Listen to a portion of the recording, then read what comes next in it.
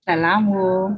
Raha nanaraka ny page Facebook manokana anao tamin'ny anniversaire tamin'ny volana septambra tamin'ny 2024 dia nahita fa nanao challenge 30 andro fankalazana ny mahaizao ahy.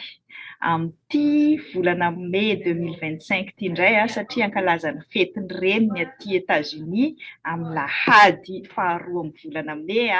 any Madagasikara manaraka ny any France moa lahady farany amin'ny volana mai dia hanao challenge vaovao indray fa tsy hoe challenge fotsiny ilay izy fa sady hitondrana fampianarana fohy ho antsika vehivavy ny amin'ny fankalazako indray ny mahareny ahy.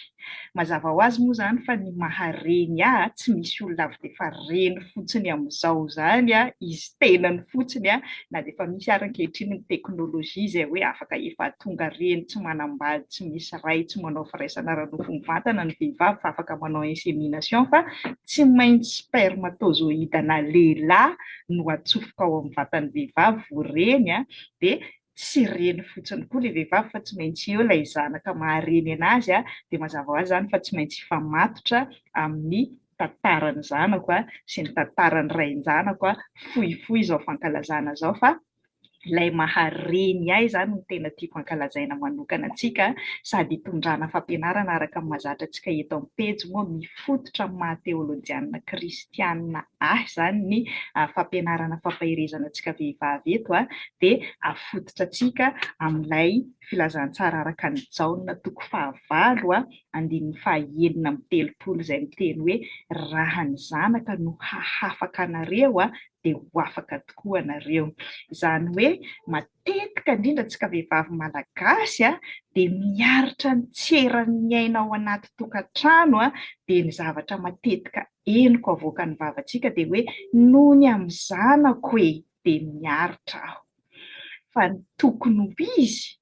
araka ny soratra masina sy araka ny expérience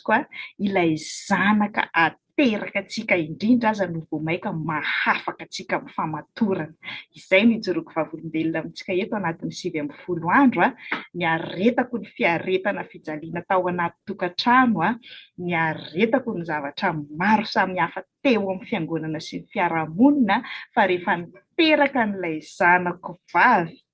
Dinaza dia tena nahazo hery, tena herim-po, herin-tsaina, herim-panahy indrindrandrindra nanafaka tamin'ny famatorana samihafa izay no zaraiko aminao eto mandritra ny 20 andro ankalazako ny fetin'ny reny anasako anao hiaraka ankalazan'izany amiko koa isan'andro eto amin'ny pejy zava-manahirany vehivavy. Arahanao rapito sahady ary zany 5 minitra